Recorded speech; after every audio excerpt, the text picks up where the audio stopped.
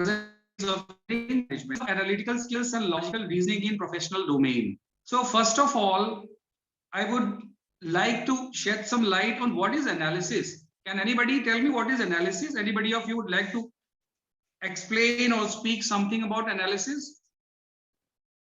Anybody? Nobody? Okay. Okay. So what is analysis actually? There are two words.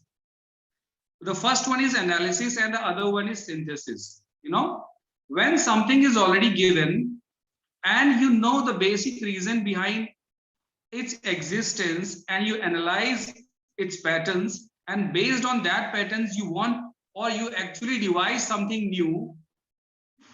Is everybody comfortable with my language or should I continue in Hindi also? सभी को समझ आ रहा है बेटा या हिंदी और English दोनों में बोले? Sorry, nobody is audible to me. Hello. Yes, sir. The students are comfortable in English as well as in Hindi. You could please proceed. Okay. So first coming to the word which is analysis, you know, analytical skills. So what is analysis is, everybody of us, हम सभी life में कुछ ना कुछ देखते रहते हैं, right? अपने एक्सपीरियंसेस को काउंट करते हैं और based on that experiences we try to derive something new, we try to make decisions, we try to lead our life in a developing way, और हम ऐसी जगह जाना पसंद करते हैं बेस्ड ऑन दोज एक्सपीरियंसेस जो हमने एनालिसिस से सीखा है। अब बात यही आ जाती है कि व्हाट एक्चुअली एनालिसिस इज। तो क्या एनालिसिस करने के लिए हमें कुछ स्पेशली कोई सेट ऑफ प्रोसीजर चाहिए, कोई रूल चाहिए, कोई प्रिंसिपल चाहिए, या अपनी लाइफ में हम ऑलरेडी एनालिसिस कर रहे हैं या हम कर रहे हैं and we are not aware at all कि actually we are analysing the facts and figures around us. तो होता क्या है कि बचपन से हम एनालिसिस करते चले आते हैं अननोइंगली कि हम एक्चुअली एनालिसिस कर रहे हैं, राइट? एनालिसिस इन द वे, आप अपने कमरे में, सपोज आप अपने कमरे में रहते हैं और बहुत दिनों से रह रहे हैं, अगर लाइट चली जाती है या अगर आपकी आंख बंद हो जाती है, still you know where the things are, आपको एक आइडिया होता है। लाइफ में ऐसे ही बहुत सारे इवेंट्स होते हैं जहां पर आप चीजों को एनालाइज करते हैं, दूसरों के एक्सपीरियंसेस से, अपने एक्सपीरियंसेस से, अपने मिस्टेक से, राइट? तो प्रोफेशनल डोमेन में ऐसी एनालिसिस का क्या काम है? उसके आगे एक और वर्ड जोड़ दिया गया है, skill. So what is skill? Skill is something which we learn, right, from a specific set of procedure, या हमें कोई टीचर सिखाता है, कोई कह लीजिए कोई प्रोफेशनल आकर के हमको कुछ सिखाता है, तो उसको स्किल कहते हैं, जो कि हम किसी यूजफुल काम में उसको इंप्लीमेंट कर सकें और कुछ यूजफुल हम उससे सीख सकें, राइट? तो एनालिटिकल स्किल का मतलब क्या होता है? जब भी आप प्रोफेशनल डोमेन में आएंगे, तो प्रोफेशनल डोमेन में पहुंचने से पहले ही आपको पता होगा, अगर आप मैनेजमेंट के स्टूडेंट हैं या इंजीनियरिंग के हैं, तो कहीं ना कहीं मैनेजमेंट में कोई सब्जेक्ट आया होगा जहां पर आपको बताया जा रहा होगा that for entering into a service, specially a private job, recruitment और सिलेक्शन जैसी प्रोसेसेस होती हैं। Everybody would have heard about recruitment and selection. कोई ऐसा है जिसको रिक्रूटमेंट या सिलेक्शन नहीं पता है, राइट? तो रिक्रूटमेंट और सिलेक्शन प्रोसेस जब होती है, तो इशू इज कि आप जिस प्रोफेशनल डोमेन में रह रहे हैं, there is plethora of talent, right? बहुत ज्यादा पॉपुलेशन है, we are a family of approximately 1.4 billion and all the contents of this population have very bright minds, right? तो इंडिया का जो मेंटल कह लीजिए कैलिबर है वो किसी से कम नहीं है, और हर साल millions of students, you know, step out of engineering degrees. They have engineering degrees. किसी भी फील्ड में जाइए, whether it's mechanical, it's IT, it's computer science या सिविल, कहीं पर भी आप जाइए, आप देखते हैं कि बहुत सारी भीड़ लगी हुई है, और उस भीड़ को बीट करना है आपको, और आपको सामने आना है। तो सामने आने के लिए जो फिल्टरिंग मैकेनिज्म है कंपनीज का या प्रोफेशनल जो भी डोमेन्स हैं, तो उनका सबसे पहला क्राइटेरिया क्या रहता है कि बच्चे की एनालिटिकल स्किल क्या है। जो भी कैंडिडेट आया हुआ है वो उसकी एनालिसिस कितनी स्ट्रांग है, बिकॉज आपकी एनालिसिस पर ही उस कंपनी का फ्यूचर डिपेंड करेगा और आपकी एनालिसिस पर ही आपका फ्यूचर डिपेंड करेगा।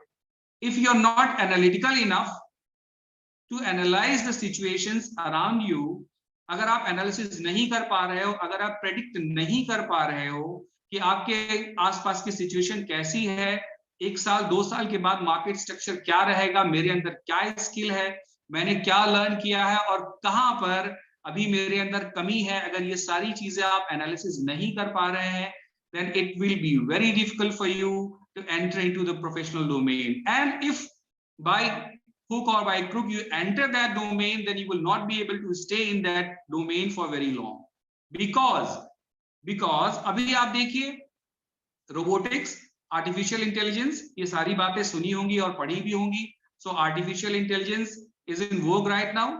तो आर्टिफिशियल इंटेलिजेंस का वर्क क्या है, जो मैन पावर है या जो ह्यूमन रिसोर्स है, धीरे धीरे उसको क्या करेंगे, ये उसको ऑस्ट्रासाइज कर देंगे मार्केट से। क्यों करेंगे ऑस्ट्रासाइज? बिकॉज रोबोट्स जो है इकोनॉमिकल है, ऑफ कोर्स एक बार खरीदना है और लाइफ लॉन्ग चलेंगे कंप्यूटर्स की तरह से, ठीक है, मैकेनिकल है, प्रिसाइज है, अच्छा काम कर सकते हैं। तो इसका सीधा सीधा मतलब है the people who are not talented, the people who are not having the required analytical skills will be thrown out. Sorry, it's a truth, a bitter truth, but it is actually you'll have to cope with it. तो उसके लिए क्या तरीका है? इसका मतलब ये तो नहीं है कि जितने भी जॉब में बच्चे हैं या नए बच्चे जो पढ़ाई करके आ रहे हैं उनको जॉब में रखा ही नहीं जाएगा, ऐसा बिल्कुल भी नहीं है, रखा जाएगा। पर रीजन क्या होना चाहिए? You should be well equipped with your analytical skills. अब एनालिटिकल स्किल्स होती क्या है? एनालिसिस, जैसे मैंने अभी आपको बताया कि अपने एक्सपीरियंसेस से, you are learning from experiences, you are learning from past, you are learning from your mistakes, your peers, your teachers, your family members and many other factors. पता ही होगा, सबको करते ही है, सब लोग लर्न करते हैं। तो क्या लर्न करना है प्रोफेशनल डोमेन में आने के लिए? क्या लर्न करना है, राइट? एक बहुत सिंपल सा एग्जांपल मैं भी आपको देता हूं। जैसे कॉफी हम सभी पीते हैं, हम सभी चाय पीते हैं, बहुत बेसिक सा example. So what we do is, hello, am I audible? Am I audible? Hello, am I audible? Yes, sir, you are audible. Can you see me, guys? Yes, sir, you are audible and we can see you. Okay. So I was saying कि भाई professional domain में analytical skill का क्या reason है। मैं T और coffee example आपको दे रहा था। The first time you take a sip of tea, क्या होता है? आपके होंठ जल जाते हैं, right? The second time you have it, you already have an idea कि भाई कैसे करना है। ऐसे ही प्रोफेशनल डोमेन का सिस्टम भी है। जो मिस्टेक्स आपके प्रेडेसेसर्स बना रहे हैं, जिन्होंने किए हैं, तो आपको उनके मिस्टेक से लर्न करना है, अपने आप को इक्विप कर करके जाना है कंपनीज में, और ये देखना है कि कंपनीज क्या डिमांड कर रही हैं। पर उसके लिए जो एकदम बेसिक स्किल्स होती हैं वो आपको अभी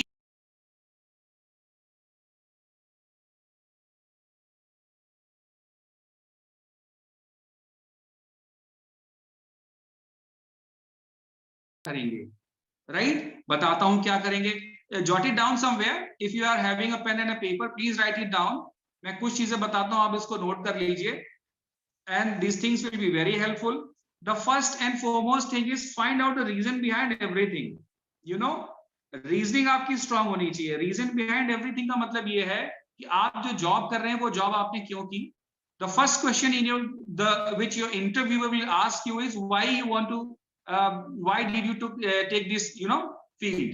The second question will be why do you want to join our company, and the third question will be most relevant question, why should we hire you. तो ऐसे में क्या होता है कि कुछ क्वेश्चंस तो आप ऑब्वियसली पहले से प्रिपेयर होकर के जाते हैं, पर अगर रीजनिंग आपके पास में है so you should be well equipped with the answers कि भाई हमने ये डोमेन क्यों ज्वाइन किया था।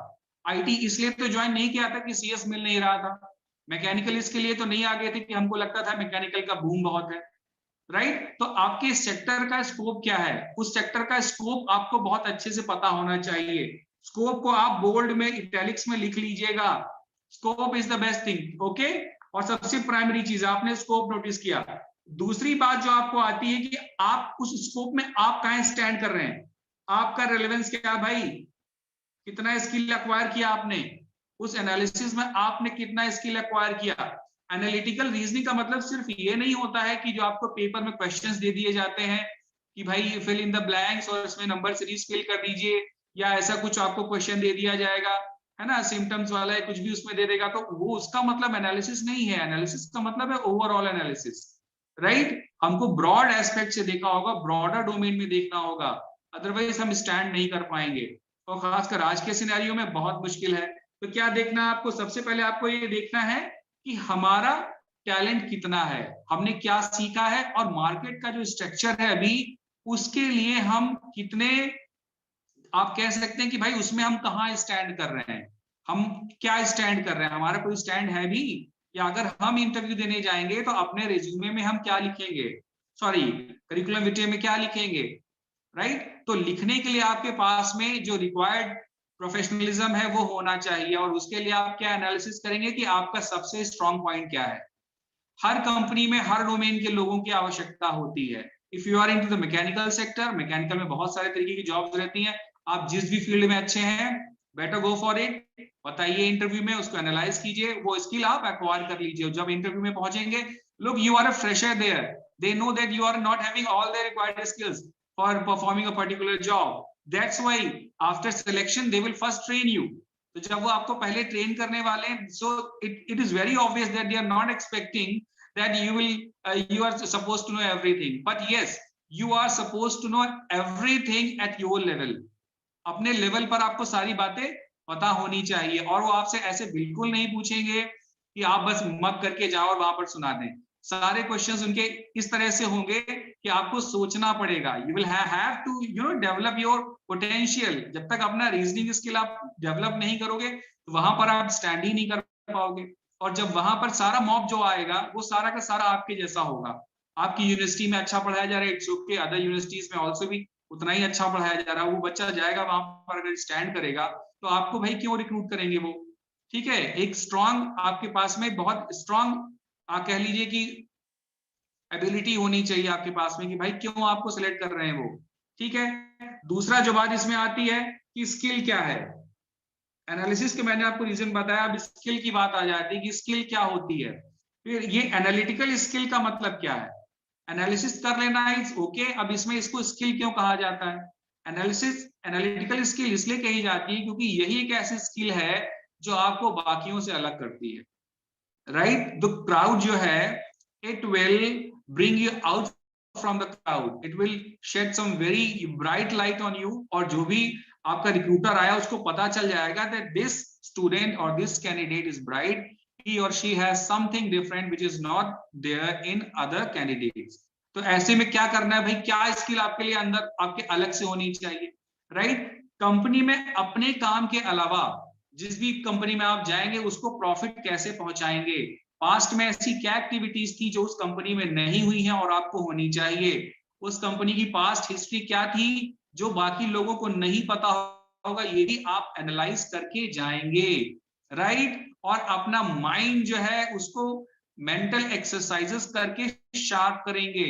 छोटे बच्चों को जो अगर पजल्स सुनाई जाती हैं या उनसे कही जाती हैं सॉल्व करने को, उसका मतलब ये बिल्कुल नहीं होता है कि यही पजल्स आपको कंपनी में रखी मिलेंगे एज इट इज।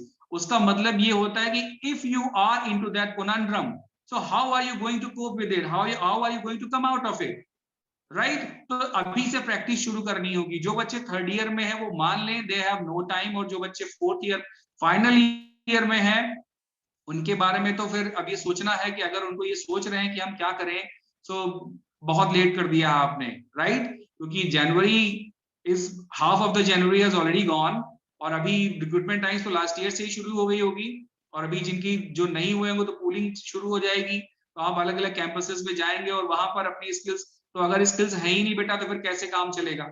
ठीक है, तो अच्छे से समझना पड़ेगा आपको कि रीजनिंग स्किल्स क्या है। सब्जेक्टिव नॉलेज जो है वो साइड का नॉलेज है, आप प्लीज ये समझिए। जब किसी भी कंपनी में आप जाते हैं, as I have told you, they train you in the way they want you to work. हर कंपनी का अपना अलग प्रोफाइल है, हर कंपनी का अपना अलग क्राइटेरिया है, राइट। हर कंपनी का अपना अलग सब्जेक्ट है, अपना अलग प्रोसेस है, तो वो कैंडिडेट्स को अपने हिसाब से ट्रेन करते हैं। पर जहां पर रिक्रूटमेंट और सिलेक्शन की बात आती है, the foremost thing which they require, which they want from a candidate is whether he or she has sharp mind or not. और sharp mind के लिए वो क्या करेंगे?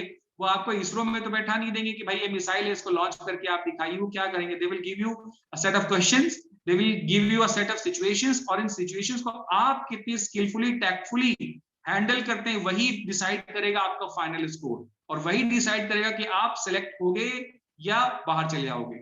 बहुत सारे स्टूडेंट्स जो बहुत अच्छी पढ़ाई करते हैं और जाते हैं वहां पर इंटरव्यू देते हैं, पर इंटरव्यू में उनका कॉन्फिडेंस लेवल भी सही रहता है, उनको लगता है they have done a marvellous job, but जब बाहर आते हैं तो उनका सिलेक्शन नहीं होता। रीजन क्या होता है?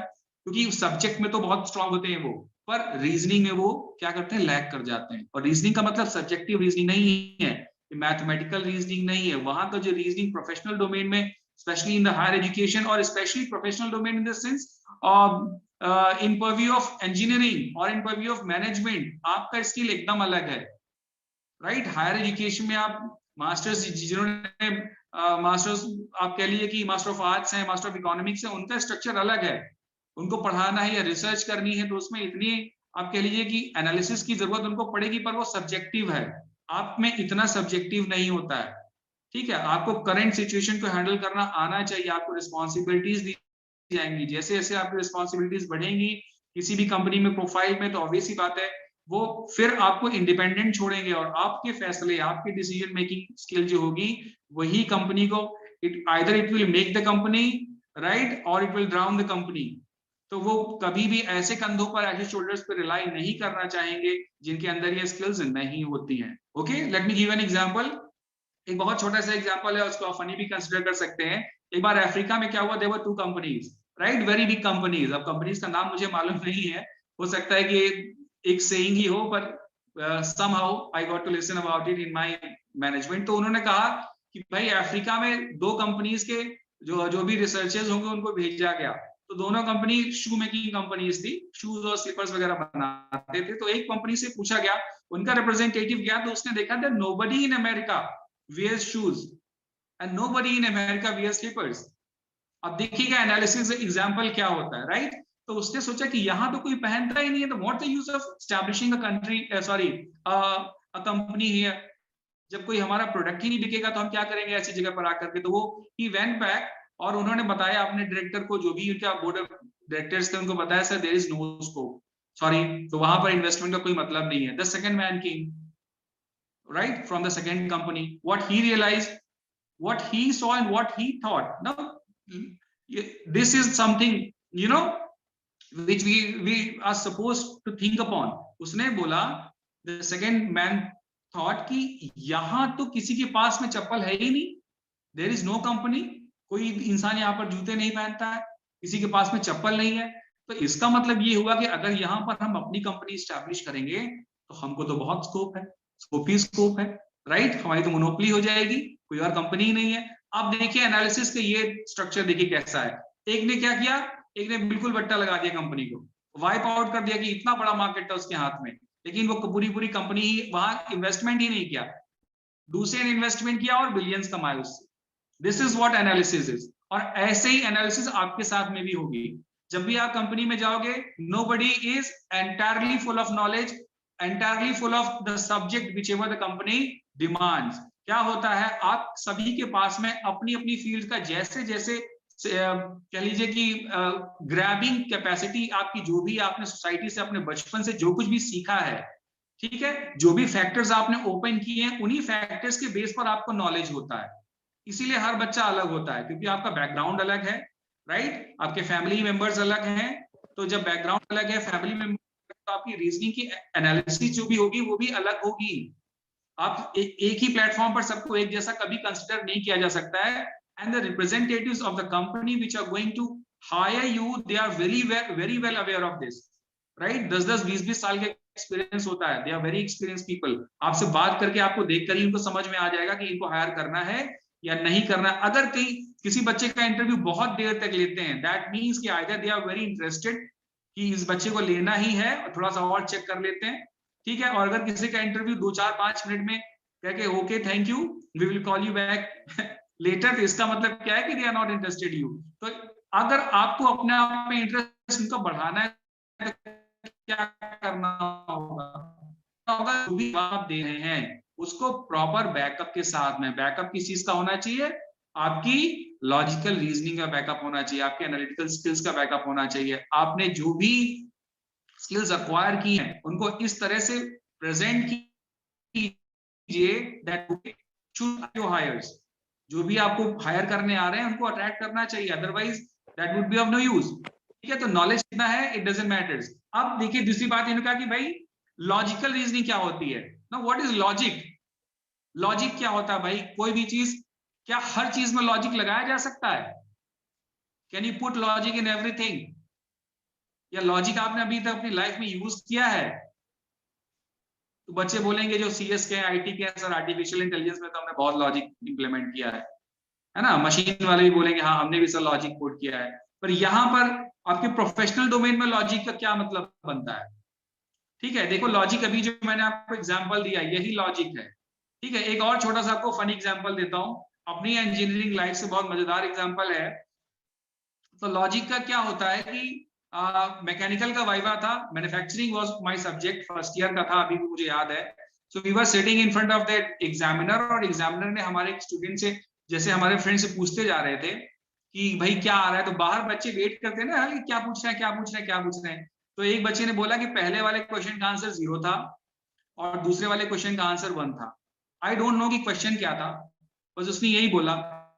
दूसरा स्टूडेंट आया, उसने बोला मुझसे भी ये क्वेश्चन पूछा, पहले का आंसर 0 था और दूसरे वाले का आंसर 1 था। तीसरे हमारे रूबी के, उन्होंने पूछा क्या है, अब उनसे ऐसे बीएमडी बोलते हैं 0। अब एग्जामिनर हंसने लगा, बोला 0 क्या क्या मतलब है। फिर उसने कुछ और पूछा कि चीज की गेन क्या होता है, उन्होंने बोला 1।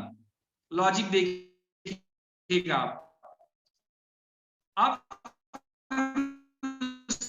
थोड़ा से बोला कि कुछ उनसे पूछा था कि कोई कंपाउंड बना हुआ है तो वो माइल्ड स्टील का बना हुआ था, राइट, तो mild steel is the answer, वो बस इतना ही बोला। तो ये जो भाई साहब हमारे साथ में गए थे इनको कुछ समझ में नहीं आया, इनको बस समझ में आया 0, 1 और माइल्ड स्टील। तो इनको क्या किया, जब इनसे कुछ नहीं समझ में आया, टीचर को लगा कि इनको कुछ नहीं आता है, तो इनके सामने ब्रिटानिया मारी गोल्ड रखा हुआ था और उसने पूछा। अब इनकी लॉजिक देखिएगा, इनका कितना लॉजिकल रीजनिंग कितना स्ट्रांग है इनका। ही वाज कंप्लीट डफर, अभी भी है। तो उनसे पूछा कि भाई ये बताओ, ये जो बिस्किट रखा हुआ है ब्रिटानिया मारी गोल्ड, ये किसका बना हुआ है। अब भाई साहब की लॉजिकल रीजनिंग इतनी स्ट्रांग है कि इनको 0, 1 के बाद सीधा तीसरा याद आया, करे माइल्ड स्टील का बना हुआ है।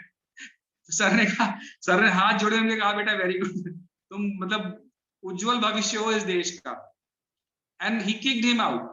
तो इस तरह की रीजनिंग नहीं होनी चाहिए, राइट, इतने डफर भी आप नहीं होंगे। तो लॉजिकल रीजनिंग का मतलब, इसका सिंपल मतलब क्या हो रहा है कि जो कुछ भी आप अपने बैकग्राउंड से सीख रहे हैं, ठीक है, उसका बेस्ट ऑप्शन आगे, बेस्ट अवेलेबल ऑप्शन क्या हो सकता है, you should always be ready for it.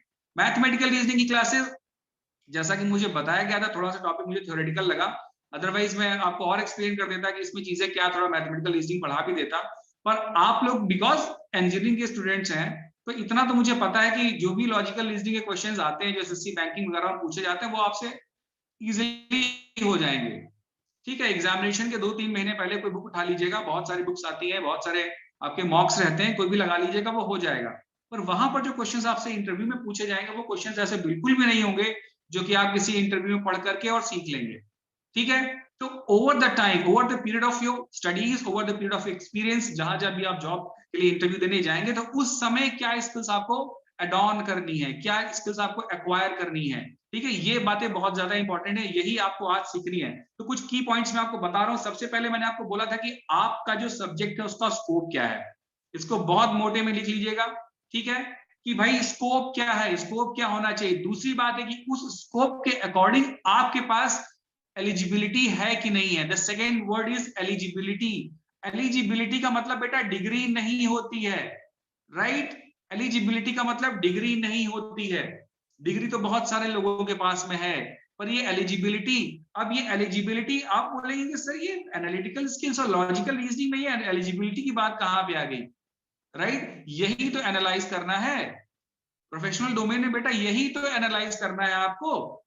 आपको इस एनालाइज करना है कि स्कोप क्या है मार्केट का हमारे लिए, 1 साल बाद में मार्केट कहां स्टैंड करेगा। कितनी गवर्नमेंट जॉब्स आएंगी, राइट? कितनी गवर्नमेंट जॉब्स आएंगी, प्राइवेट कंपनीज कितनी बचेंगी? जहां पर हमको जाना है, जिस कंपनी में हमको जाना है, वहां पर वैकेंसी का क्या स्कोप है? ऐसा तो नहीं कि वहां पर रिट्रेंचमेंट हो रहा है, ऐसा तो नहीं है कि अभी क्या हो जाएगा कि मार्केट एकदम से फॉल कर जाएगा और हमारे लिए रिक्रूटमेंट के चांसेस ही नहीं रहेंगे। और अगर ऐसा होगा तब हम क्या करेंगे? ठीक है, 4 साल हमने फी पे की है, 1 साल भी रुकने का मतलब ये होता है कि हम बहुत पीछे हो जाएंगे। तो क्या एनालाइज करना है? यही एनालाइज करना है कि कितना पोटेंशियल है हमारे अंदर, कंपनी का स्ट्रक्चर क्या है, किस कंपनी में जाना है। 4-5 इंपॉर्टेंट टॉप कंपनीज की लिस्ट बनाइए, ठीक है? उनमें जो बच्चे हैं उनसे कांटेक्ट करने की कोशिश कीजिए, उन कैंडिडेट से बात कीजिए कि वहां रिक्रूटमेंट सिलेक्शन कैसे होता है, क्या प्रोसीजर है, उनके सेट्स लेकर के आइए। स्पेशली बैंगलोर में, हैदराबाद में, नोएडा में, जयपुर में सेंटर्स हैं और वहां से पेपर्स मिल जाते हैं। दिल्ली में है, आपको पेपर्स मिल जाएंगे, पेपर्स को लगाइए, उन पेपर्स को एनालाइज कीजिए, ये करनी है एनालिसिस।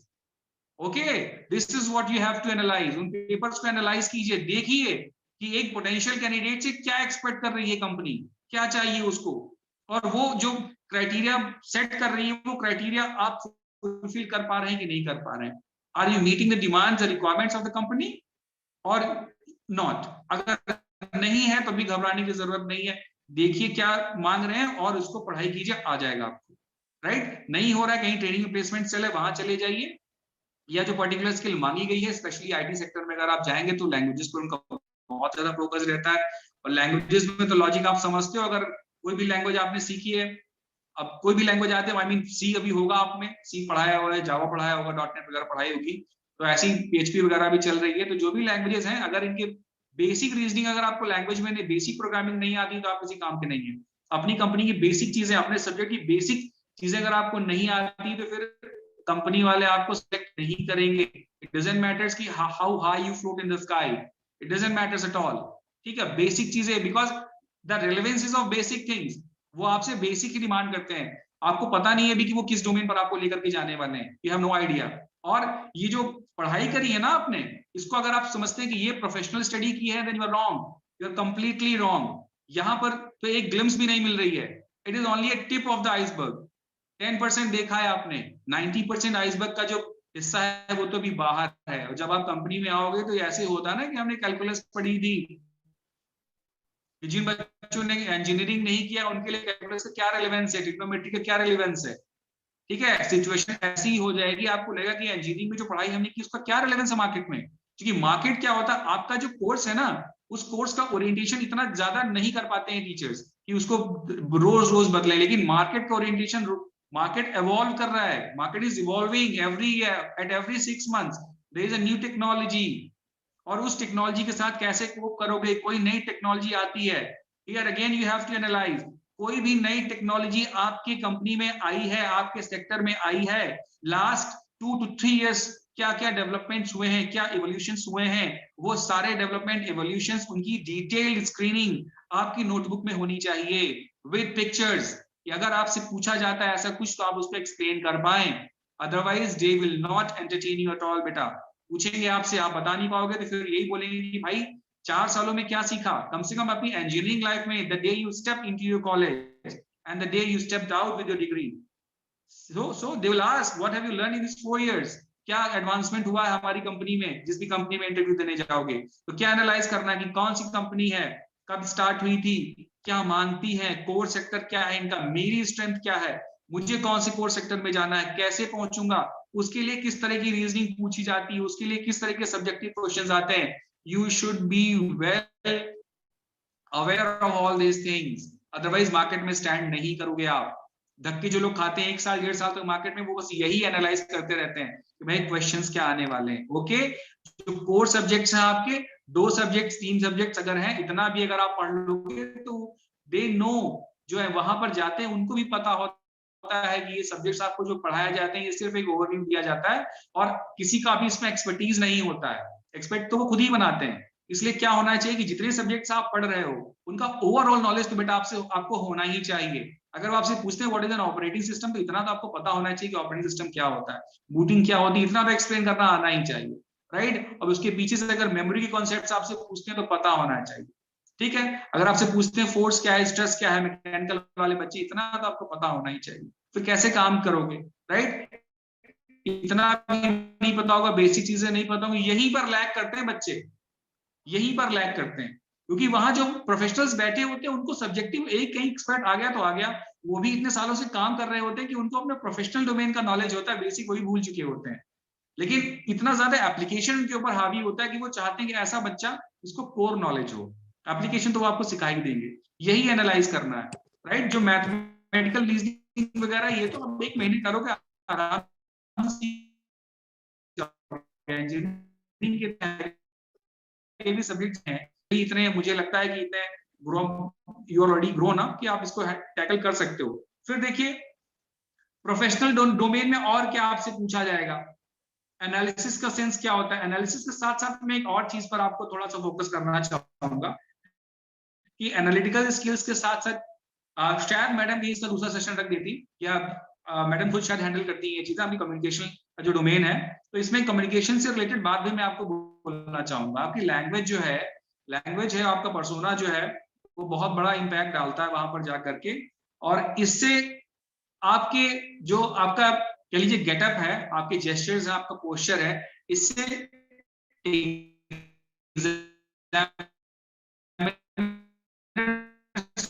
जो होते हैं वो मेरा बीएमआई थोड़ा सा ज्यादा हो गया सर, मैं तो हाइट मेरी थोड़ी सी कम है, या मेरी हाइट थोड़ी सी एक्सेसिव है, ये सब मैटर ही नहीं करता है। कभी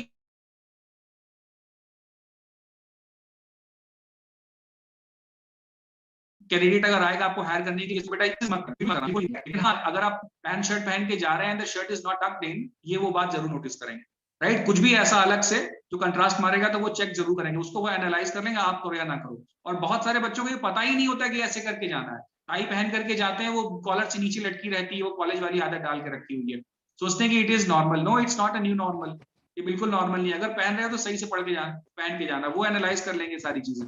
ओके, तो एनालिसिस में क्या क्या आपका गेटअप और लुक थोड़ा सा, और कम्युनिकेशन स्किल्स जो है, अब कम्युनिकेशन स्किल्स में क्या है, लैंग्वेज पर जो आपकी पकड़ होनी चाहिए, लैंग्वेज की एनालिसिस जरूर कीजिए आप।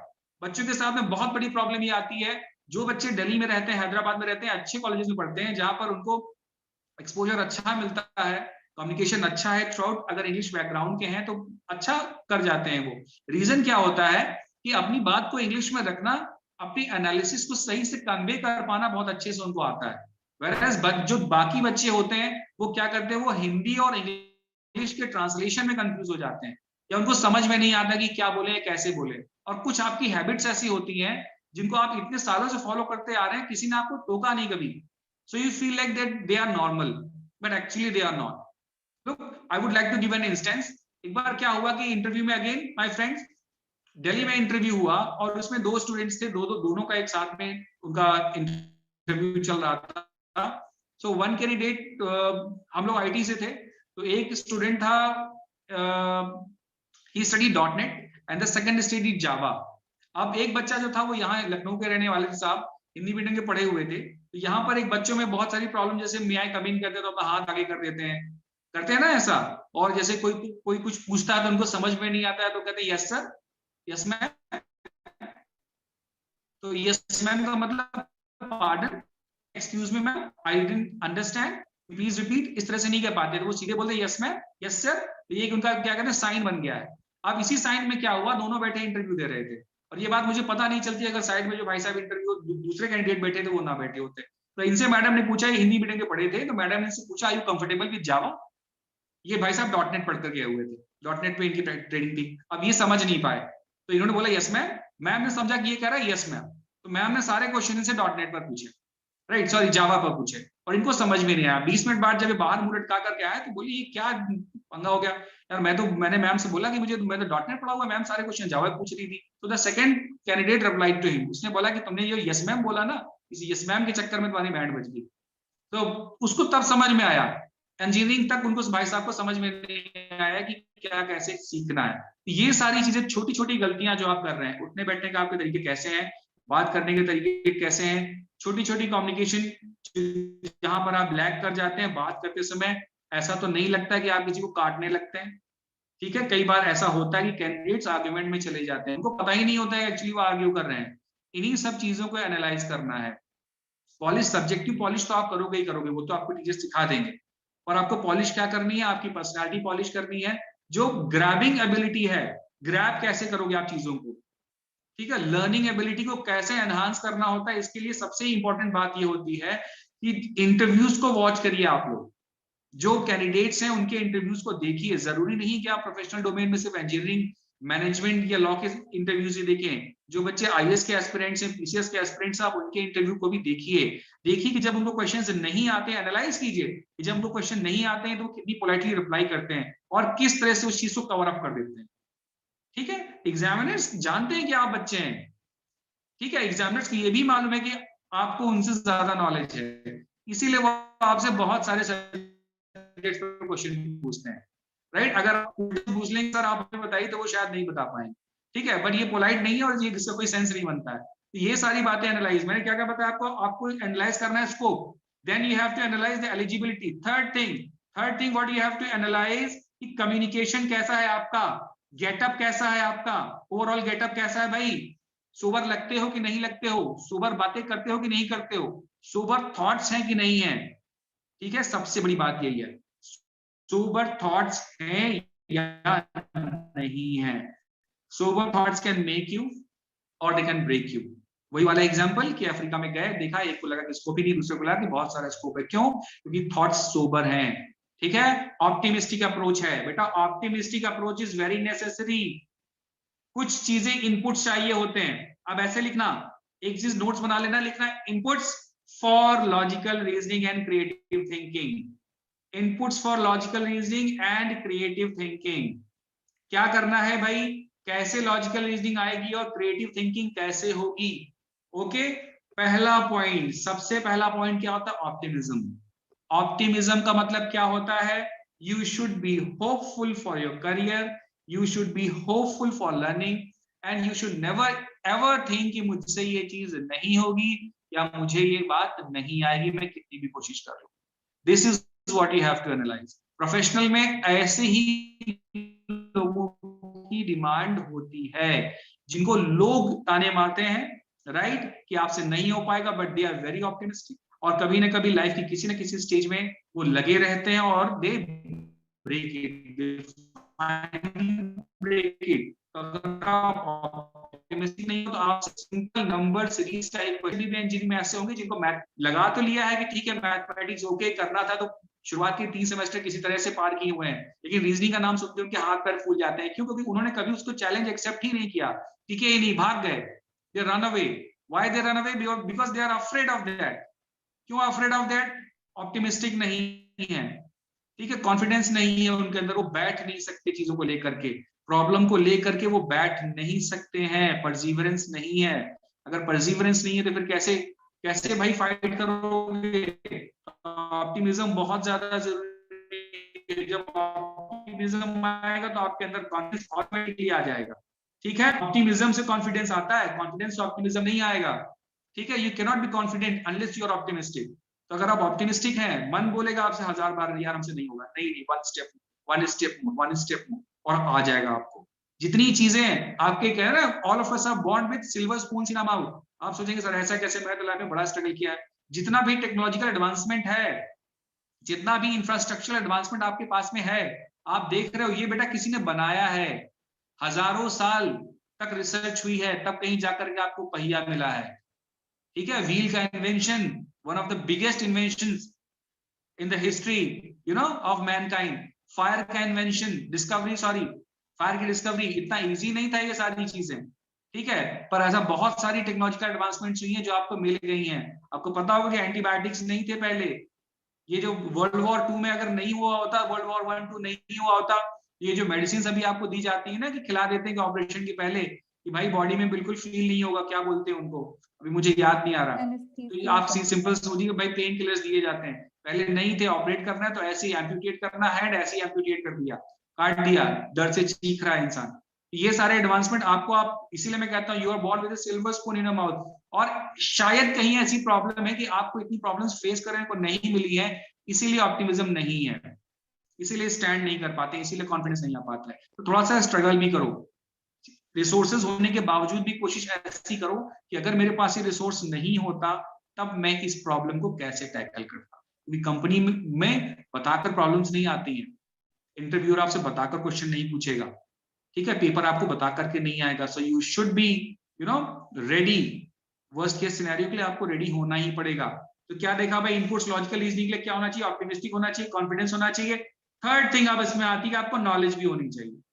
नॉलेज को मैं थर्ड प्रायोरिटी रखता हूँ। क्यों भाई, नॉलेज भी क्यों होना चाहिए, नॉलेज नहीं होगा तो फिर बेस क्या लगाओगे, ठीक है, क्या रीजनिंग दोगे। ओके, तो नॉलेज होना बहुत जरूरी। नॉलेज कहां से लेंगे आप, नॉलेज कहां से लेंगे, सबसे इंपॉर्टेंट बात है कि आप interviews, you will watch the interviews, फिर बुक्स में आप जाओगे, फिर आपके जो सीनियर्स हैं आपके बैच में, पता नहीं सीनियर्स हैं या नहीं, अगर हैं तो इट्स वेरी गुड, सीनियर से आप बात कीजिए। और अगर आपके भैया हैं या आपके सीनियर्स हैं, आपके बॉस हैं, उनके बॉसेस, उनसे मिलिए, राइट, मीटिंग कीजिए उनके साथ में, उनसे पूछिए कि किस तरह के क्वेश्चंस पूछे जाते हैं। अगर टाइम है तो एक बार जाइए, विजिट करके आइए, बैंगलोर चले जाइए, हैदराबाद चले जाइए। अभी तक खैर कोविड का स्ट्रेन है, नो प्रॉब्लम, जब थोड़ा सा लाइट हो जाए तब जरूर विजिट करके आइए। और जिनका एग्जामिनेशन हो जाएगा, राइट, रिजल्ट्स का वेट मत करिएगा, तुरंत स्विच कर जाइएगा कहीं अच्छी जगह पर। अगर कैंपस प्लेसमेंट में प्लेसमेंट हो जाता है, दैट्स वेरी नाइस, नहीं होता है तो आप वेट नहीं करेंगे, चले जाएंगे तुरंत, ठीक है। अदरवाइज ये जितनी एनालिसिस है, जितनी लॉजिकल रीजनिंग है, सारी it will all go in when, सारी वेस्ट हो जाएगी, कोई मतलब नहीं बचता। तो और क्या, और इसमें कोई चीज रह जाती है, ऑप्टिमिस्टिक, कॉन्फिडेंस हो गया, नॉलेज हो गया। अब इसके बाद में बात ही इंफ्रा, इंफ्रास्ट्रक्चर का मतलब क्या है भाई, मैं कह रहा हूं कि इंफ्रा आपके पास में होना चाहिए। तो इंफ्रास्ट्रक्चर का मतलब क्या है, आपका जो भी डोमेन है, उस डोमेन के लिए जॉब के समय, जॉब करने से पहले या उसकी तैयारी करने के लिए जो भी टूल्स आपको नेसेसरी रिक्वायर्ड टूल्स आपके पास में है, अभी तक अगर वो इंफ्रास्ट्रक्चर कॉलेज प्रोवाइड कर रहा था या किसी फ्रेंड आपको प्रोवाइड कर रहा था, now you should have your own set of tools, right. जो भी टूल रिक्वायर्ड है, जो भी नोट्स आपको चाहिए, जो भी बुक्स आपको चाहिए, जो भी हार्डवेयर रिक्वायर्ड है, जो भी सॉफ्टवेयर रिक्वायर्ड है, प्लीज गो थ्रू इट, अच्छे से जानिए और उसकी अच्छे से जानकारी ले लीजिए। वहां पर जाने से पहले, किसी भी रिक्रूटमेंट ड्राइव में जाने से पहले आपको अपने टूल्स पर हाथ को चलाना आना चाहिए। You should be very well equipped with your tools, you should know how to handle them, how to use them extremely skillfully, क्योंकि वहां पर आपको जब यूज करने को देगा तो आप वहां प्रैक्टिस नहीं कर पाओगे, राइट। तो पहले से practice Sir, I'm sorry to interrupt. Yeah. Sir, I'm really sorry to interrupt. There are few Okay. students who want to ask questions, and the last 10 minutes are reserved for the question Okay. and answer round. Okay. Now I request the host to please enable the setting, and the students may raise their hands or leave the question in the chat box. So we have one question from a student, Pranjal Shukla, and he's asking that, sir, can you please refer any resource for practicing logical reasoning? Logical reasoning, okay. Look, for logical reasoning, when I used to prepare, there was a book known as R.S. Agrawal, R.S. Agrawal, and Ajay Sharma is also there. Ajay Sharma or R.D. Sharma book is there. Arihan publication की कोई book आप ले लो बेटा, ठीक है, that would be more than sufficient, या are S Agarwal के। और बेस्ट आपके लिए यही रहेगा कि आप गो थ्रू द पेपर्स, किसी भी रिक्रूटमेंट टाइम में जो पेपर्स आए हुए थे वो पेपर्स कहीं से आप कलेक्ट कर लीजिए, क्योंकि यहाँ इंजीनियरिंग में या मैनेजमेंट में जो रिक्रूटमेंट ड्राइव होती है उसमें पेपर्स थोड़े से अलग पूछे जाते हैं, ठीक है। तो अगर वो आप कहीं से आपको मिल जाता है, दैट वुड बी बहुत अच्छा रहेगा आपके लिए, तो वहीं से आप कलेक्ट कर लीजिए। अदरवाइज मैंने आपको बताया R S Agarwal is more than sufficient, बहुत ज्यादा पढ़ने की जरूरत नहीं है।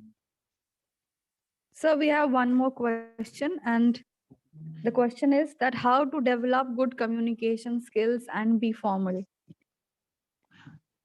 And be Formal, sir. Formal, अच्छा। बेटा फॉर्मल तो आप हमेशा रहते ही हैं, ठीक है। और गुड कम्युनिकेशन स्किल्स डेवलप करने का सबसे अच्छी बात क्या होती है, मैं आपको बताता हूं। सबसे पहले स्पीक द ट्रुथ, ठीक है। If you don't know the truth, तो उसको इस तरह से पॉलिश करना आपको आना चाहिए कि वो ट्रुथ किसी को बिटर नहीं लगे। जो न्यूज़पेपर्स हैं, न्यूज़पेपर्स पढ़िए, अपने सीनियर से बात कीजिए, जिनसे डर लगता है उनसे भी बात कीजिए जाकर के, बजाय ये सोचने की कि हाउ विल दे रिस्पॉन्ड। उनके रिस्पॉन्स पर आप ज्यादा ध्यान मत दीजिए, आप ये देखिए कि आपका क्या इम्पैक्ट पड़ रहा है उनके ऊपर। अगर आप किसी से बात करते हैं, लोग बाद में पूछिए उनसे कि मैंने आपसे जिस तरह से बात की है, क्या आपको मेरी बात में कहीं लगता है कि थोड़ी सी एसिडिटी है, क्या एक्रिडिटी है, थोड़ी बिटरनेस है, या आपको लगता है कि मेरी बात सुनकर के आपको अच्छा लगता है? आप किसी से भी बात कीजिए, अगर आपसे बात करके लोग आपसे बात करना चाहते हैं, इसका मतलब ये है कि आपकी कम्युनिकेशन स्किल ऑलरेडी अच्छी है। ठीक है, always have a smiling face, situation critical भी हो जाए फिर भी आपका फेस जो है स्माइलिंग रहना चाहिए। Every day add 1 or 2 new words in your vocab, not only of English, किसी भी लैंग्वेज का कोई भी अच्छा वर्ड मिल जाता है उसको अपनी वोकैब में जरूर ऐड कीजिए और उसको यूज कीजिए, है ना। एरो सिर्फ रखने से काम नहीं चलेगा, उसको यूज कीजिए, इंप्लीमेंट कीजिए। देखिए कि आपके बॉस, आपके सीनियर्स, स्पेशली न्यूज में, टेलीविजन में जो शोज आते हैं, अच्छे अच्छे स्पीकर्स हैं, उनको सुनिए, देखिए वो अपनी बात के लिए कौन सी वोकैब को यूज करते हैं, उस वोकैब को कॉपी में लिखिए, एक पेज में पूरा वोकैब लिखिए, सेंटेंस फॉर्मेशन कीजिए और उसको कम से कम 10 बार यूज कीजिए, वो आपको याद आ जाएगी। ठीक है, be in contact with the people who actually want to develop their communication skills. ऐसे लोगों को अपने आसपास ढूंढिए और उनके साथ में ग्रुप बनाइए। You won't be able to develop your communication skills unless you actually communicate with the people who have better communication than you. ठीक है, जो भी अच्छा So we लगता है have आपको। one more question from Yeah. Sandeep Gupta, and the question is that how to overcome hesitation. How to overcome hesitation? किससे hesitation I would like होता the host to request the host to पहले ये please बताओ। unmute Sandeep Gupta.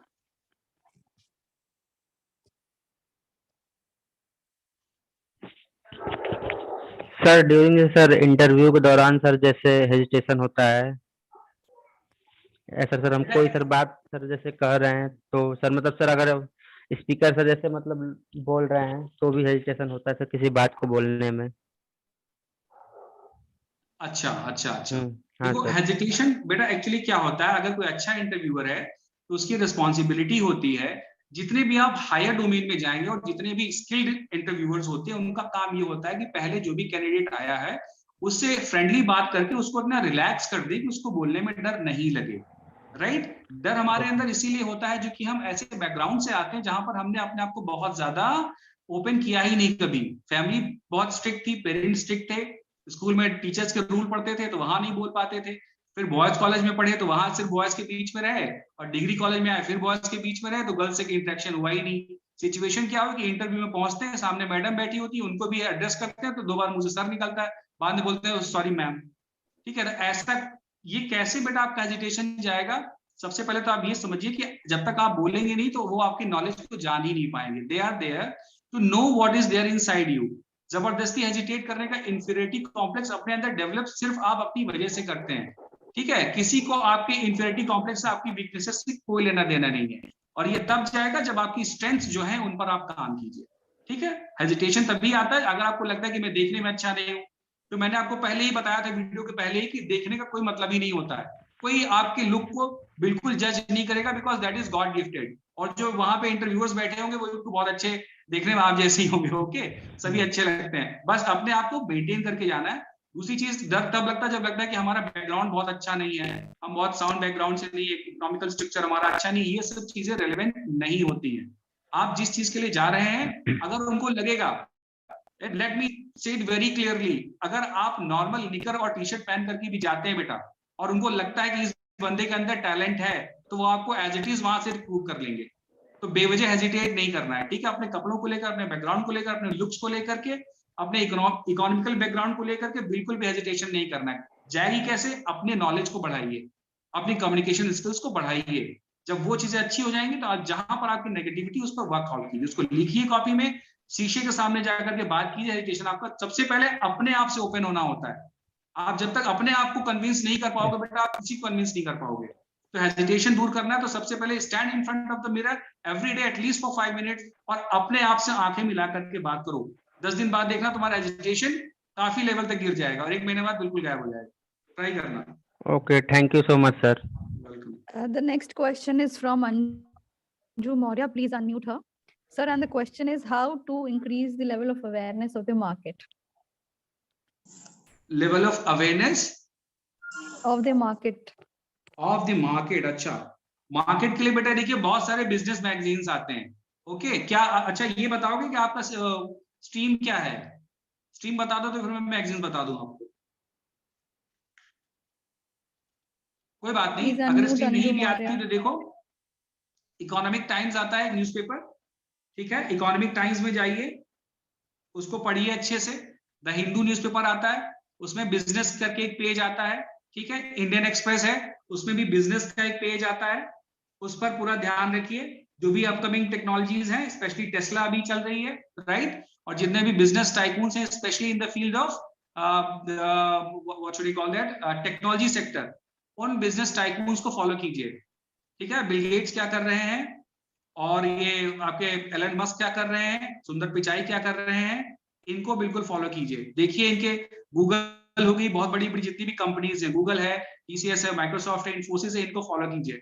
अगर आप किसी मतलब अगर आप आईटी सेक्टर से या कंप्यूटर साइंस से हैं, अगर आप किसी और सेक्टर से हैं तो आप फॉलो कर, जैसे आप मैकेनिकल से हैं तो आप ओएनजीसी में जाकर के देखिए, जाकर के आपको देखना है कि भेल को देखिए क्या हो रहा है, सेल में देखिए क्या हो रहा है, इन कंपनीज में क्या क्या एडवांसमेंट हो रहा है, ठीक है। बहुत ज्यादा डिटेल में नहीं जाना है, बस कंपनी देखो, उसकी प्रोफाइल देखो, उसका ग्रोथ देखो, और ये देखो उसमें क्या नया इनोवेशन, क्या नया इनपुट हो रहा है।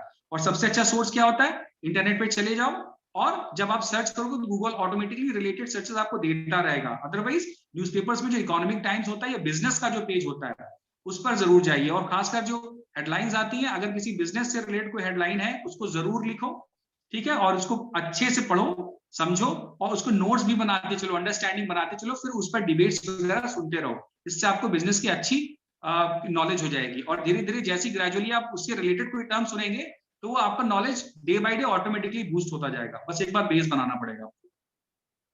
So the next question is from Amrit Pathak. Please unmute him. The question is, could you please elaborate on infrastructure term with the practical scenario? Okay okay okay बेटा, मेरा इंफ्रास्ट्रक्चर का मतलब ये था कि आपके अंदर जो टेक्निकल स्किल्स है ना, उन टेक्निकल स्किल्स को आप बूस्ट कीजिए, ठीक है। उन टेक्निकल स्किल्स को आपको बूस्ट करना आना चाहिए। अगर आप सीएस आईटी के बच्चे हैं तो you should be very well versed with your laptops. Laptops in the sense कि जो लैपटॉप तो सबको चलाना आती है ऑब्वियसली, जो भी लैंग्वेज है, ठीक है, लैंग्वेज को जो भी कंपाइलर पड़ा हुआ है, वो कंपाइलर आपके लैपटॉप की शोभा ना बढ़ाए, बस इनफैक्ट आपके ब्रेन की शोभा भी बढ़ाए। तो आपको उसके साथ में काम करना अच्छे से आना चाहिए, ओके। एटलीस्ट आपके डोमेन में आपने जो कुछ भी सीखा है, उसमें ऐसा नहीं होना चाहिए कि कंपनी में, हाँ सर मैं सीख लूंगा 10 दिन में, उसके बाद मैं सीख करके आऊंगा, ऐसा नहीं होना चाहिए, right. You should not enter the ground for practice, right. First you practice and then you enter the ground. This is what I wanted to say, कि अपना इंफ्रास्ट्रक्चर आप ऐसे बूस्ट कीजिएगा। इंफ्रास्ट्रक्चर का मतलब यही होता है, if you want to work on your body, उनको लगता है कि थोड़े से अब मोटे ज्यादा हो गए हैं, तो आपका इंफ्रास्ट्रक्चर आपकी बॉडी, उस पर काम कीजिए। आपका मेंटल इंफ्रास्ट्रक्चर आपको लगता है आप वीक हैं, ठीक है, या इनकॉम्पिटेंट है, या आप चीजों को रैशनलाइज नहीं कर पाते, तो उस पर प्रैक्टिस कीजिए। यहाँ पर इंफ्रास्ट्रक्चर का मेरा मतलब ये है, फिजिकल, मेंटल और टेक्नोलॉजिकल, ये तीनों चीजें you should be ready before going through the recruitment process. Good evening, sir. My name is Chiranjeev. I am Good from evening. EC third year. Actually, Okay. I want to ask that what to mention in our CV to apply for internship, as we won't be having any work experience while applying. So how to make our CV stand out? The first and the foremost thing which you should mention in your CV is that you are looking for a company which could inculcate, you know, excellent learning skills in you, and company की इतनी तारीफ करनी है कि वो आपको resist ही ना कर पाए, कि उसको लेना ही लेना है आपको, ठीक है। अपने सीवी में क्या होता है, जब भी आप किसी रिक्रूटमेंट ड्राइव में जाते हैं, तो वहां पर सीवी में कुछ भी मेंशन करो, सच बोल रहा हूं मैं, वहां पर वो क्या मांगते हैं आपसे, कि आप टाइम दे पाओगे कि नहीं दे पाओगे, छुट्टी कितनी कम मारोगे, ठीक है। टाइम अगर आप सीरियस कैंडिडेट, और देखेंगे आपका स्कोर कार्ड क्या है, उसके बाद देखेंगे आप सीरियस हैं, आपसे पूछेंगे आप काम कर पाओगे कि नहीं कर पाओगे, राइट। और फिर वो आपको 2-3 दिन नोटिस भी करेंगे, और उसके बाद में जो भी स्कोर कार्ड बना करके देंगे, सर्टिफिकेट में जो कुछ भी लिखेंगे, वो कंप्लीटली आपके परफॉर्मेंस पर डिपेंड करेगा। जनरली उनको पता होता है कि एक सेट फॉर्मेट होता है, और most of the students have have that set format, वो कहीं से उसको कॉपी पेस्ट करा लेते हैं और कंपनी में पहुंच जाते हैं। तो उनको जो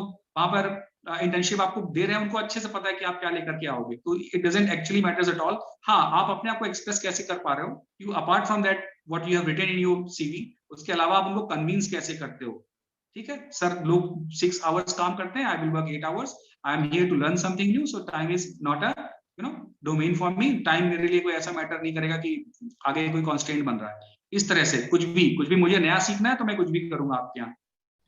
थैंक यू सर। ये आपके अंदर इस तरह से फीलिंग होनी चाहिए, तब आपको 100% इंटर्नशिप मिलेगी। This is what the recruiters want actually.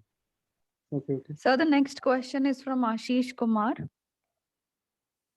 Yes, Ashish. And the question is that how can we analyze the interviewer? Please You want to unmute analyze the yourself. interviewer? Is that the question? Yes, Only sir. that question. How can you analyze Ashish, the please interviewer? unmute yourself and go ahead. Yes, sir. My question was that how to analyze the interview so we can answer them well. Look, that's actually a very profound question, and it's really very obvious to analyze the interviewer, because the thing is, जैसे आप जो बोलते हैं ना बेटा, तो आपके background में और आपके जबान पर जो बातें हैं वो सेम होती हैं, पर इंटरव्यूअर आपसे किस डोमेन में क्वेश्चन पूछता है वो कोई नहीं बता सकता, वो मैं भी नहीं बता सकता। तो it's better not to analyse the interviewer. Simply अगर आपसे बात करने में ज्यादा इंटरेस्टेड है इंटरव्यूअर, दैट मीन्स कि वो आप में इंटरेस्टेड है। और बात करने में इंटरेस्टेड कैसे होगा? आपकी नॉलेज से, ऑफ कोर्स आपकी नॉलेज से, आपका प्रेजेंटेशन कैसा है, ठीक है, हाउ यू रिप्रेजेंट योरसेल्फ, तो वो तो डिपेंड करेगा ही। नीट एंड क्लीन टाइडी होना ही चाहिए। यू शुड बी, सुदर्शन कहते हैं हिंदी में, कि गुड लुकिंग आप होने चाहिए। गुड लुकिंग का मतलब ये नहीं है कि आप ऋतिक रोशन बन जाए, good looking in the sense कि आपने अपने आप को कैसे प्रेजेंट किया है वहां पर, ठीक है। दूसरी बात आती है कि नॉलेज आपके अंदर होना चाहिए। बेसिक चीजें ऐसा नहीं होना चाहिए कि वो आपसे पूछा और बेसिक चीज भी आप नहीं बता पाओ, वो बहुत बहुत बुरा इंपैक्ट डालेगा आपके ऊपर। तो बेसिक चीज आपको जरूर पता होना चाहिए, और जो करंट टेक्नोलॉजी है, ट्रेंड्स हैं, इन पर आपको थोड़ी बहुत कमांड होनी चाहिए। इतना अगर है तो इंटरव्यूअर आपसे बात करेगा। और फिर अपनी बात को आप कितनी पोलाइटली, कितनी हम्बली और बिना किसी ऑस्टेंटेशन के रखते हैं। डोंट बी ऑस्टेंटेशियस, दिखावा नहीं करना बेटा, बिल्कुल दिखावा नहीं करना है। वो जो बैठे हैं आप जैसे हजारों आते हैं उनके पास में, they know each and everything, आपको देखकर ही समझ जाएंगे कि आपके अंदर कितना कैलिबर है, ठीक है। तो वहां दिखावा बिल्कुल नहीं करना, बी सिंपल, बी हम्बल। जो भी क्वेश्चन पूछे बता दीजिए अच्छे से, अगर नहीं आता तो पोलाइटली कह दीजिए sorry sir, I have no, I don't know, ठीक है, लेकिन I look into it, I definitely look into it. उनको लगना चाहिए ना कि बच्चा ऑप्टिमिस्टिक है और पॉजिटिविटी लेकर के आ रहा है, आपसे मिल करके उनको अच्छा लगना चाहिए, एंड दैट्स इट। और कुछ भी नहीं, नॉलेज हो या ना हो, इट डजंट मैटर। आपसे मिल करके अगर इंटरव्यूअर्स को अच्छा लग रहा है और थोड़ा बहुत बेसिक नॉलेज है तो definitely they will go for you. So the next question is from Himanshu Pal. Please unmute yourself, Himanshu.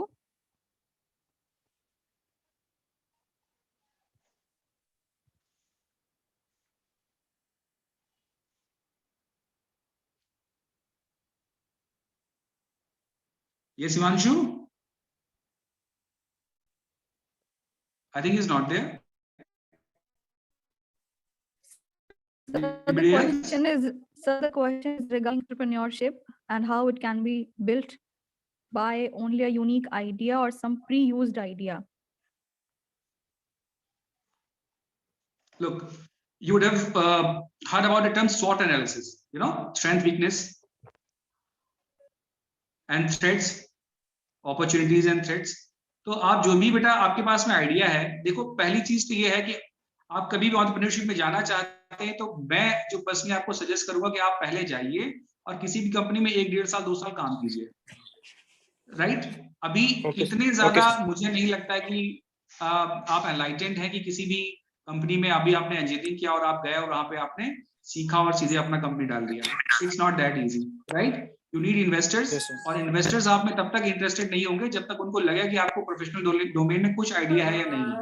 तो पहले काम कीजिए, 1 साल 1.5 साल काम कीजिए, अच्छे से सीखिए, और सीखने के बाद में अगर आपको कोई आइडिया आता है तो उसको डिस्कस कीजिए अपने सीनियर्स के साथ में, उन लोगों के साथ में जिन पर आपको ट्रस्ट हो। और ट्रस्ट करने के बाद में डोर टू डोर, बहुत मेहनत का काम होता है बेटा, डोर टू डोर जाना पड़ेगा आपको इन्वेस्टर्स को, ठीक है, उनको पॉलिश करना पड़ेगा, बटरिंग करना पड़ेगा और उनको समझाना पड़ेगा कि आपका आइडिया कैसा है। और दूसरों को समझाने से पहले you should B crystal clear in your mind कि भाई ये आइडिया वर्क करेगा या नहीं करेगा। देखिए जो भी इन्वेस्टर होता है वो बहुत ज्यादा क्लैरिटी मांगता है, बहुत ज्यादा ट्रस्ट मांगता है, उसके बाद ही पैसा देता है। क्योंकि आज के जमाने में एंटरप्रेन्योरशिप इज नॉट लाइक कि आपने 10-20 मिलियन लगा दिया हो गया इसमें से, ठीक है, तो बहुत पैसा लगता है और इंडिया जैसे बिग डोमेन में इन्वेस्ट करने के लिए, अपने आप को स्टैब्लिश करने के लिए it requires a lot of money.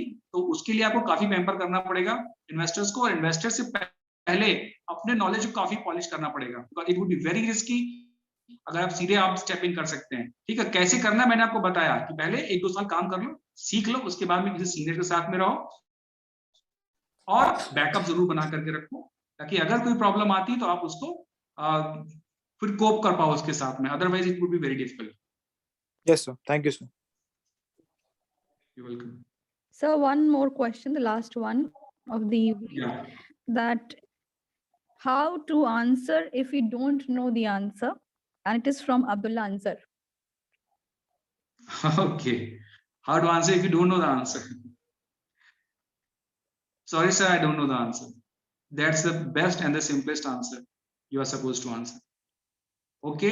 मैंने आपसे बोला ऑस्टेंटेशन बिल्कुल नहीं बेटा। ठीक है, आपको अगर आंसर नहीं आता है, आप सिंपली उनसे कहिए कि सर स्किप हो गया है, सर मिस हो गया, मैंने पढ़ा था, अभी मैं रिकॉल नहीं कर पा रहा, I am sorry, I will look into it. बहुत पोलाइटली कह दीजिए। ठीक है, ऐसी आप ये क्वेश्चन आपका अगर है कि सर आंसर आता है पर मुझे ये नहीं समझ में आ रहा कि मैं कहूं कैसे, मैं बोलूं कैसे, ठीक है, तो बिल्कुल बेसिक से स्टार्ट करो, टूटी फूटी जो भी लैंग्वेज है वैसे स्टार्ट करो और उनको कॉन्फिडेंस मिलो, धीरे धीरे अपने आप को एक्सप्लेन वो तुम्हें खुद ही करने देंगे। अगर तुम बेसिक चीजें जो है, बेसिक स्टेटमेंट्स होते हैं जो किसी भी आंसर के लिए कोई अगर अलग से अगर लगता है तो मैं बता दूंगा लेक्चर में कि कैसे अपने आप को एक्सप्रेस किया जाता है, इतने शॉर्ट टाइम में बताना बड़ा मुश्किल है, पर कुछ बेसिक स्टेटमेंट्स होते हैं, की नोट्स होते हैं, वो आप याद कर लीजिए अगर आप ऐसे नहीं बोल पाते हैं फ्लुएंटली। और स्टार्टिंग हमेशा वहीं से कीजिए, किसी कोड से स्टार्ट कर दीजिए, जैसे मैम ने अभी लेक्चर के स्टार्ट में किया था, तो ऐसे ही आप भी कर सकते हो। ठीक है, उससे उसका थोड़ा इंटरेस्ट आपके अंदर आएगा। तो अगर थोड़ा बहुत इधर उधर आप डाइवर्ट कर भी देते हो फिर भी वो एडजस्ट कर लेगा इतना, लेकिन अगर आंसर नहीं आता है तो उसको आंसर नहीं करना है, बिल्कुल आंसर नहीं करना है। ठीक है, अब कोई ऐसी चीज आपसे पूछ लेता है कि भाई आपने लास्ट नॉवेल कौन सी पढ़ी थी, तो आप कोई भी नॉवेल का नाम बता दीजिए। ठीक है, फिर उसकी कोई स्टोरी मन बता दीजिए, दैट्स अ डिफरेंट थिंग। पर अगर वो आपसे लूप का क्वेश्चन पूछ रहा है, अगर आपसे पूछ रहा है भाई किसी में हेडर फाइल्स क्यों लगाते हैं और आप बता नहीं पाओगे उसको, आपको आंसर नहीं आता, तो बेटा क्या बताओगे कि सुंदर लगती है इसलिए झाड़ू लगा देते हैं ऊपर, ऐसे तो नहीं काम चलेगा ना। इसलिए जो आंसर नहीं आता वहां सिंपली पोलाइटली कह देना sorry sir I don't know. ठीक है, या I am unable to recall, मैंने पढ़ा था अभी मैं भूल गया, या I will definitely look into it, मैं जरूर पढ़ूंगा इसको। इस तरह से पोलाइटली आंसर दीजिए उसको। ठीक है, So students have shared the feedback form in the chat box for you all to fill in for attendance, and also please mention the major takeaway from this session. Now, sir, I would like to wind up the session. No Okay. duty is more urgent than that of returning thanks. I, on the behalf of Training and Placement Cell, Faculty of Engineering and Technology, University of Lucknow, would extend a vote of thanks to you, sir. We are truly benefited by your words of wisdom. It was a very realistic and an interesting session. Thank you so much. Thank you for inviting me, madam. Thank you so much. I request the host to please end the meet.